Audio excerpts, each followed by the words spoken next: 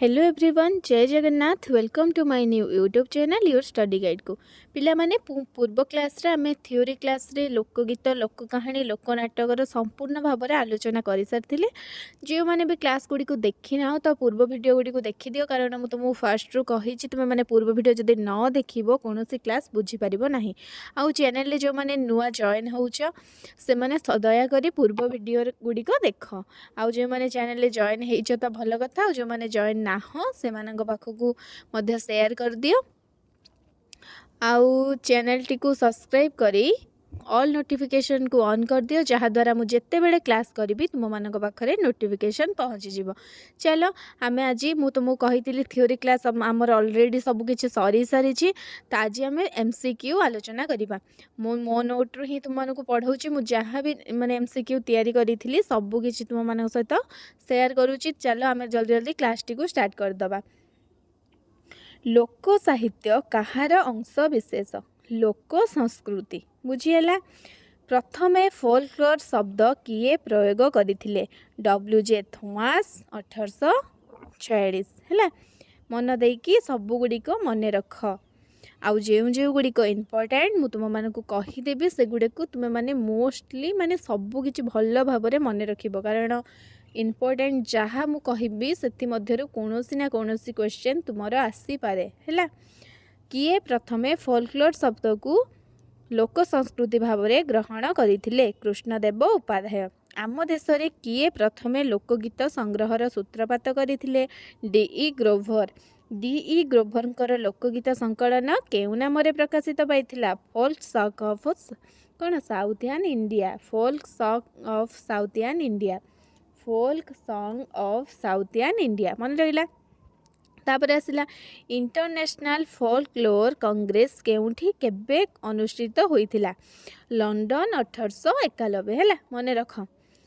Folklore society केउठी केबे प्रकाशित होइथिला? London 1877।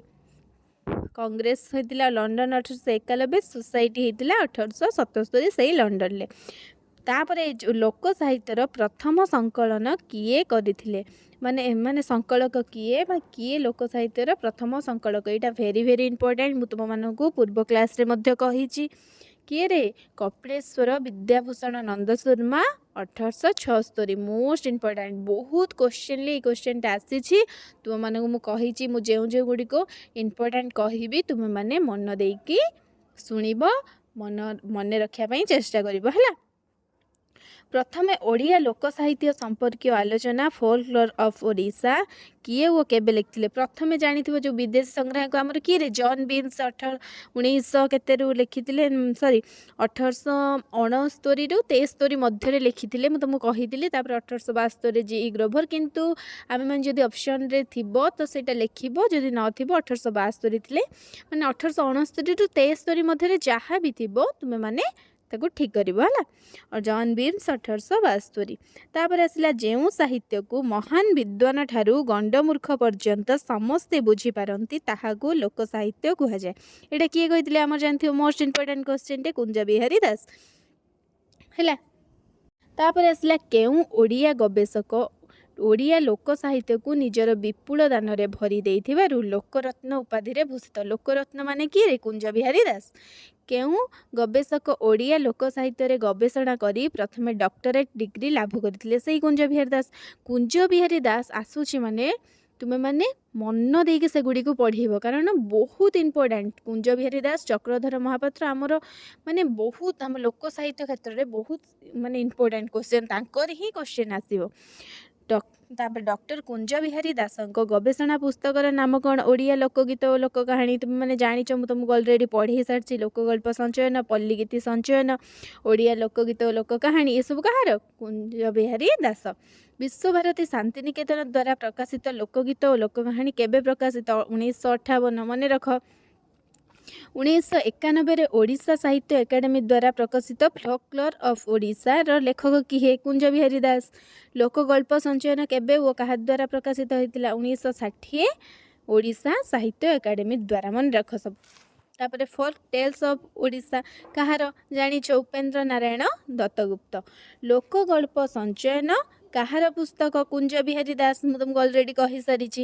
Gopal Chandra ପ୍ରହରାଜଙ୍କର Utkal କାହାଣୀ, ମନେ ରଖ। ଗୋପାଳ ଚନ୍ଦ୍ର ପ୍ରହରାଜ କ'ଣ ଲେଖିଲେ? ଉତ୍କଳ କାହାଣୀ। କେତେ ଖଣ୍ଡରେ ପ୍ରକାଶିତ? 2 ଖଣ୍ଡ। ତାପରେ ଉତ୍କଳ ଗାଉଁଲି ଗୀତ କିଏରେ? ଚକ୍ରଧର ମହାପାତ୍ର। ଉତ୍କଳ ଗାଉଁଲି ଗୀତ ଚୁମ୍ବକ କାହାର? ଚକ୍ରଧର ମହାପାତ୍ର। ଚକ୍ରଧର ମହାପାତ୍ର ମୁଁ କହିଛି ତୁମମାନଙ୍କୁ ବହୁତ ଇମ୍ପୋର୍ଟାଣ୍ଟ, କାରଣ ସେ କ'ଣ ଲେଖିଥିଲେ? ଉତ୍କଳ ଗାଉଁଲି ଗୀତ କେବେ ଲେଖିଥିଲେ? 1939ରେ। 1939ରେ ଲେଖିଲେ ଉତ୍କଳ ଗାଉଁଲି ଗୀତ ଚୁମ୍ବକ। ତାପରେ 1958ରେ ଓଡ଼ିଆ ଗ୍ରାମ୍ୟ ଗୀତି ଆଉ ଉତ୍କଳ ଗାଉଁଲି ଗୀତ, ଏଇ ଦୁଇଟା ସେ ଲେଖିଥିଲେ। ଓଡ଼ିଆ ଗ୍ରାମ୍ୟ ଗୀତି ପାଇଁ ସେ ଓଡ଼ିଶା ସାହିତ୍ୟ ଏକାଡେମୀ ପୁରସ୍କାର ମଧ୍ୟ ପାଇଥିଲେ। ତେଣୁ ଚକ୍ରଧର ମହାପାତ୍ର ମୋଷ୍ଟ ଇମ୍ପୋର୍ଟାଣ୍ଟ ହେଲା।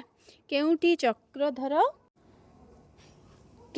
ଚକ୍ରଧର ମହାପାତ୍ରଙ୍କ ଦ୍ୱାରା ରଚିତ? ଜାଣିଲେ ଉତ୍କଳ ଗାଉଁଲି ଗୀତ ଅଛି, ଉତ୍କଳ ଗ୍ରାମ୍ୟ ଗୀତି ଓ କଥା, ଲୋକଗଳ୍ପ ସଞ୍ଚୟନ, ଓଡ଼ିଆ ଗ୍ରାମ୍ୟ ଗୀତି। କି ଆମର କେଉଁଟା ମାନିବା? ଓଡ଼ିଆ ଗ୍ରାମ୍ୟ ଗୀତି ବି ତାଙ୍କର, ଉତ୍କଳ ଗାଉଁଲି ଗୀତି ତାଙ୍କର। ଏଇଭଳିଆ ହିଁ କ୍ୱେଶ୍ଚିନ୍ ଆସିବ। ତେଣୁକରି ତୁମେ ଚକ୍ରଧର ମହାପାତ୍ର ଯାହା ଯାହା ଲେଖିଲେ ତୁମେ ମାନେ ମନେ ରଖିବ। କୁଞ୍ଜ ବିହାରୀ ଦାସ ମନେ ରଖିବ, କାରଣ ଏମିତି କିଛି ଲେଖା ଦେଇଥିବ ଏଇଟା କାହାର ଆଉ ଏଇଟା କାହାର ନୁହେଁ, ସେଇଥିରେ ତୁମେ କନଫ୍ୟୁଜ୍ ହେଇଯିବ। ଯଦି ତୁମେ ପର୍ଟିକୁଲାର ସବୁଗୁଡ଼ିକର ମନେ ରଖିଥିବ ତାହେଲେ ତୁମେ ତ କନଫ୍ୟୁଜ୍ ହେବାର ନା ନାହିଁ। ଯେମିତି ବି କ୍ୱେଶ୍ଚିନ୍ ଆସୁ ତୁମେ କ'ଣ ଆରାମସେ ଆଟେମ୍ପ୍ଟ କରିପାରିବ ହେଲା। ତାପରେ ଉତ୍କଳ କାହାଣୀ ଦର୍ପଣ ନାମକ ଲୋକଗଳ୍ପ ସଂକଳନର ସଂଗ୍ରାହକ ରାଧାଚରଣ ମହାପାତ୍ର। ଅଲରେଡ଼ି ଥିଓରି କ୍ଲାସ୍ରେ ସବୁ ପଢ଼ିଛ। ଜୈନିକାକରଣ ମହିଳାଙ୍କ ଦ୍ୱାରା ସଂଗୃହୀତ ଲୋକଗଳ୍ପ ସଞ୍ଚୟନର ନାମ କ'ଣ? କଥା ଲହରୀ ବା ଉତ୍କଳ କାହାଣୀ ସଂଗ୍ରହ। ଏଟା ବି ମୁଁ ପଢ଼େଇଛି ତୁମମାନଙ୍କୁ। ପ୍ରାଚୀନତା, ପାରମ୍ପରିକତା, ଗୋଷ୍ଠୀବଦ୍ଧତା ଭାବ କେଉଁ ଶବ୍ଦ ସୂଚିତ କରେ? କେଉଁ ଶବ୍ଦ? ଲୋକ।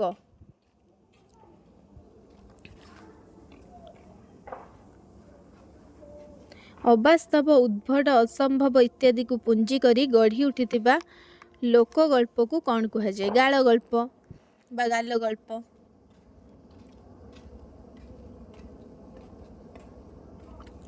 ଲୋକ ସାହିତ୍ୟ ସାଧାରଣତଃ କେତେ ଭାଗରେ ବିଭକ୍ତ? 3 ଭାଗରେ। ଜାଣିଛ ତୁମମାନେ ଲୋକ ସାହିତ୍ୟ କ'ଣ? କଥିତ ସାହିତ୍ୟ ବା ଲୋକ ସାହିତ୍ୟ। ମୁଁ ଅଲରେଡ଼ି ସେଗୁଡ଼ିକୁ ତୁମକୁ ପଢ଼େଇଛି। ଫାଷ୍ଟରୁ ମାନେ କଥିତ ସାହିତ୍ୟ, ଲିଖିତ ସାହିତ୍ୟ, ଅଭିଲେଖ ସାହିତ୍ୟ, ସେଇ 3 ଭାଗରେ ଲୋକ ସାହିତ୍ୟ ଆମର ବିଭକ୍ତ।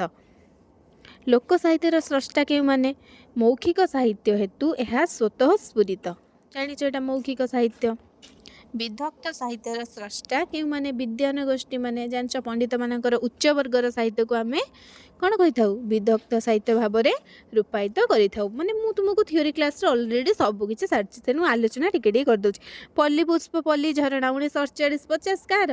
କୁଞ୍ଜ ବିହାରୀ ଦାସ। ଏଇଟା ଗୋଟେ କ୍ୱେଶ୍ଚିନ୍ ଆସିଲା। କାହା ଦ୍ୱାରା ଅଧ୍ୟୟନର ଫଳ? କୁଞ୍ଜ ବିହାରୀ ଦାସ। ଲୋକ ସାହିତ୍ୟର ଅନ୍ୟ ନାମ ପଲ୍ଲୀ ସାହିତ୍ୟ ବା ଗ୍ରାମ୍ୟ ସାହିତ୍ୟ। ଜାଣି ହେଲା। ଶିଷ୍ଟ ସାହିତ୍ୟର ଅନ୍ୟ ନାମ ସେହିପରି ବିଧକ୍ତ ସାହିତ୍ୟ।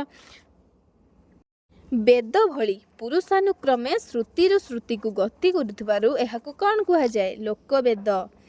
ଲୋକ କଥାର ଆତ୍ମା ମୋଟିଭ୍, ଲୋକ କଥାର ଅଙ୍ଗ କାହା କୁହାଯାଏ? ଟାଇପ୍। ଏଗୁଡ଼ା ତୁମମାନେ ଟିକେ ମନେ ରଖିଥାଅ, କାରଣ ଏବେ ତୁମମାନଙ୍କ ପାଇଁ ଦରକାର ନାହିଁ, କିନ୍ତୁ ପରବର୍ତ୍ତୀ ପର୍ଯ୍ୟାୟରେ ତୁମମାନଙ୍କ ପାଇଁ ଏଗୁଡ଼ା ଦରକାର ହେବ।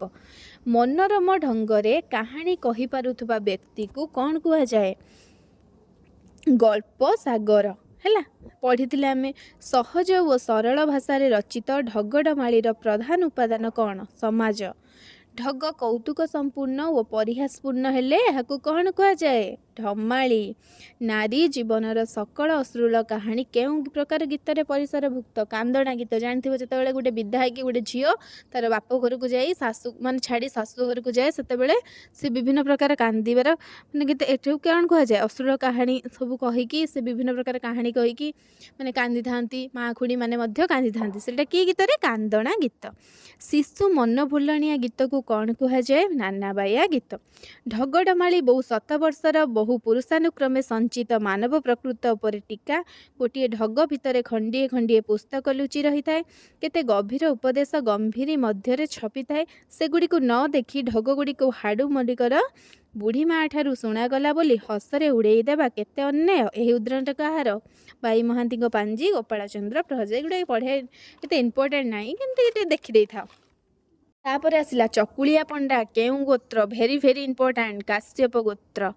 ପଦ୍ମତୋଳା କେଉଁ ମାନେ ଗାନ କରି ମାନେ ଖେଳ ଦେଖାନ୍ତି। ପଦ୍ମତୋଳା କିଏ କହନ୍ତି? ସାପୁଆ କେଳା କ'ଣ କରିଥାଏ? ପଦ୍ମତୋଳା ଗାଇଥାଏ। ତାପରେ ସେ ମୂଷା ଖେଳେଇବା ମଧ୍ୟ ଆରମ୍ଭ କରିଥାଏ। ସେ ଯେଉଁ ମୂଷା ଖେଳେଇଥାଏ ସେ ଗୀତଟାର ନାମ କ'ଣ? ଗୋବିନ୍ଦ ମୂଷା। ବଉଳା ଗାଈ ଗୀତ କେଉଁମାନେ ଗାଇ ଭିକ୍ଷାଦାନ କରିଥାନ୍ତି? ବଉଳା ଗାଈ ଗୀତ କେଉଁମାନେ ଗାଇଥାନ୍ତି? ଯୋଗୀମାନେ। ଆହେ ଆପଣା ଦେଇଥିଲେ ପାଇ ବୁଣିଥିଲେ ପାଇ। କିଏରେ? ଚକୁଳିଆ ପଣ୍ଡା ଗୀତ। କେଉଁମାନେ ଗୋବିନ୍ଦ ମୂଷା ଗୀତ ଗାଇଥାନ୍ତି? ସାପୁଆ କେଳା। ହଟାଇଲି ଚୁଡ଼ା ଦୁଇମାଣ କୁଟାଇଲି ଅଇଁଠା ପତର ଚଟାଇଲି। ଏହା କେଉଁ ଗୀତର ପଙ୍କ୍ତି? ପୁଚି ଗୀତ। ବେସିକାଲି ତୁମେ ଗୀତ ଗୁଡ଼ାକ ବେଶୀ ମନେ ରଖିପାରିବନି। ଯଦି ତୁମେ ମାନେ ମନେ ରଖିପାରୁଛ ତ ଭଲ କଥା, କାରଣ ବହୁତ ଗୁଡ଼ିଏ ଗୀତ ଅଛି, ତେଣୁକରି ତୁମେ ଏତେ ଗୁଡ଼ିଏ ଗୀତ ମନେ ରଖିବା ସମ୍ଭବ ନୁହେଁ। ଯଦି ତୁମ ପାଖରେ ସମୟ ରହୁଛି ତାହେଲେ ତୁମେ ମାନେ ମନେ ରଖ। ମୀନ ଖେଳୁଥାଏ ଜଳ ଭିତରେ ଲୋ ବୋଉ ମୁଇଁ ଖେଳୁଥାଏ ତୋର କୋଳରେ ଲୋ ବୋଉ। ଏଇଟା କେଉଁ ଗୀତ? କାନ୍ଦଣା ଗୀତ। ମାଟି ଝାମ୍ପୁରି ମୁଣ୍ଡି ଝିଅଟି ରକତ ତୁଣ୍ଡି। କାହାର ଏଇଟା? ନାଁ ଦିଆ। ଅତି ସୁକୁମାରୀ ରାଜ ଦୁହିତା କରମରେ ଅଛି ଯୋଗୀ ଘଇତା। ଏଇଟା ଗୋଟେ ଢଗ, ଜାଣିପାରୁଛନ୍ତି ଆମେ। ଏମିତି ଗୀତ ଗୁଡ଼ା ବହୁତ ପ୍ରକାର ଅଛି। ଓଡ଼ିଆ ଓଷାବ୍ରତ ପୁସ୍ତକ କାହାର ରଚନା? କାହାର? ପ୍ରମିଳା ମିଶ୍ର। ଓଡ଼ିଆ ଓଷାବ୍ରତ ପ୍ରମିଳା ମିଶ୍ର। ବ୍ରତ ସାହିତ୍ୟର ଲେଖକ କିଏ? ଅରବିନ୍ଦ ପଟ୍ଟନାୟକ।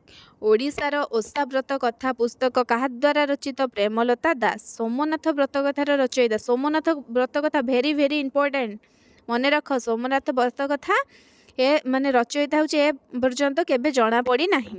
ଏଇଟା କେବେରେ ହୋଇଥାଏ? ଭାଦ୍ରବ ଶୁକ୍ଳ ଷଷ୍ଠୀ ତିଥିରେ, ମନେ ରଖିଥାଅ। ଖୁଦୁରୁକୁଣୀ ଓଷାର ଉପାସିତ ଦେବତା କିଏ? ଜାଣିଥିବ ତୁମାନେ, ବହୁତ ଖୁଦୁରୁକୁଣୀ କରିଥିବ। କିଏରେ? ମା ମଙ୍ଗଳା। ଖୁଲଣା ସୁନ୍ଦରୀର ରଚୟିତା? ଭିକାରୀ ଧୀବର। କାଞ୍ଜିଓଳା ଓଷା କାହା ଦ୍ୱାରା ରଚିତ? ଦ୍ୱିଜ ରଘୁନାଥ ଦାସ। ସୋମନାଥ ବ୍ରତ କେଉଁ ମାସରେ କେଉଁ ତିଥିରେ ରଚିତ? ଭାଦ୍ରବ ଶୁକ୍ଳ ଷଷ୍ଠୀ ତିଥିରେ। ମୋଷ୍ଟ ଇମ୍ପୋର୍ଟାଣ୍ଟ, ମନେ ରଖ। ଯେକୌଣସି ମାସର ଶୁକ୍ଳପକ୍ଷ ଦଶମୀ ଗୁରୁବାର ପଡ଼ିଲେ କେଉଁ ବ୍ରତ ପାଳିତ ହୁଏ? କେଉଁ ବ୍ରତ? ସୁଦଶା ବ୍ରତ। ଜାଣିଛ ତୁମମାନେ। ରାମଲୀଳା କେଉଁ ପ୍ରକାର? ଅଭିନୟାତ୍ମକ। ମୁଁ ତୁମକୁ ଡାକି ଦେଇଥିଲି କେଉଁଟା ଅଭିନୟାତ୍ମକ, କେଉଁଟା ବାଦ୍ୟ ପ୍ରଧାନ, କେଉଁଟା ସଙ୍ଗୀତ ପ୍ରଧାନ। ତୁମକୁ ଅଲରେଡ଼ି ମୁଁ ଡାକି ଦେଇଛି। ସେଗୁଡ଼ା ତୁମେମାନେ ଯିଏ ଭଲ ଭାବରେ ପଢ଼ିଥିବ ଆରାମସେ ଯାହା ଆସିବ କ୍ୱେଶ୍ଚିନ୍ ତୁମେମାନେ କରିପାରିବ। କାରଣ ତୁମେମାନେ ଯଦି ପର୍ଟିକୁଲାର କ୍ୱେଶ୍ଚିନ୍ ଜାଣିଥିବ, ସେଇ ଟପିକ୍ରେ ଯେ ତୁମ କନସେପ୍ଟଟା ଯଦି କ୍ଲିଅର୍ ଥିବ, ତୁମେ ଯାହା ବି କ୍ୱେଶ୍ଚିନ୍ ଆସ ତୁମେ ଆରାମସେ କରିପାରିବ। ଚଇତି ଘୋଡ଼ା ନାଟ କ'ଣ? ବାଦ୍ୟ ପ୍ରଧାନ। ଏବେ ପରେ ଆମେ 60-61ଟା ଭଳି ସର୍ଟ ଟାଇପ୍ ଆଲୋଚନା କରିସାରିଲେ ହେଲା। ଏହିପରି ଭାବରେ ମୁଁ ତୁମମାନଙ୍କୁ ଥିଓରି କ୍ଲାସ୍ କରାଇବି, ତାପରେ ସର୍ଟ ଟାଇପ୍ ଗୁଡ଼ାକ ଆଲୋଚନା କରିବି। କାରଣ ଯିଏ ମୋର ଥିଓରି କ୍ଲାସ୍କୁ ଭଲ ଭାବରେ ପଢ଼ିଥିବ ସେ ନିଶ୍ଚିତ ଆରାମସେ ସର୍ଟ ଟାଇପ୍ ଗୁଡ଼ାକ କରିପାରିବ ହେଲା। ଏ ସର୍ଟ ଟାଇପ୍ ଗୁଡ଼ା ତୁମମାନେ ନୋଟ୍ରେ ଲେଖିଦିଅ। ଆଉ ବହୁତ ଯଦି ଥରେ ମନେ ରହୁନି, ବାରମ୍ବାର ଶୁଣ। ଯେତେ ତୁମମାନେ ଶୁଣିବ ତୁମମାନଙ୍କର ମନେ ରହିବ। କାରଣ ୟୁନିଟ୍ 1ରୁ ତୁମେମାନେ ଫାଷ୍ଟ ଗୋଟେ ଚାପ୍ଟର ସାରି ଯାଉଛ ହେଲା। କାରଣ ତୁମେମାନେ ଯଦି ରଖିଦେଇକି ଯିବ କି ମୁଁ ନେକ୍ସଟ, କାରଣ ମୁଁ ତୁମକୁ ବି ଗୋଟେ ଦିନ ଗ୍ୟାପ୍, କେତେବେଳେ ମୋର କାମ ରହୁଛି, ମୁଁ କ୍ଲାସ୍ କରିପାରୁନି, ସେଇ ଟାଇମ୍ରେ ତୁମେମାନେ କ'ଣ କର? କ୍ଲାସ୍ଟିକୁ ପଢ଼, ପଢ଼, ଭଲ ଭାବରେ ବୁଝ, ଆଉ ମନ ଦେଇକି ଲେଖ। ଆଜିର କ୍ଲାସ୍ଟିକୁ ତ ଏବେ ଆମେ ରଖିଦେବା, କାରଣ ଆମର ଆଲୋଚନା ହେଇଗଲା। ନେକ୍ସଟ କ୍ଲାସ୍ରେ ଆଉ ଯାହା ତୁମ ପରୀକ୍ଷା ପାଇଁ ଯେତେ ଯୋଗୁଁ ଉପଯୋଗୀ MCQ ମୁଁ ତୁମମାନଙ୍କ ପାଇଁ ନେଇ ଆସିବି ଲୋକ ସାହିତ୍ୟ ଉପରେ ହେଲା। ରହିଲି, ଜୟ ଜଗନ୍ନାଥ।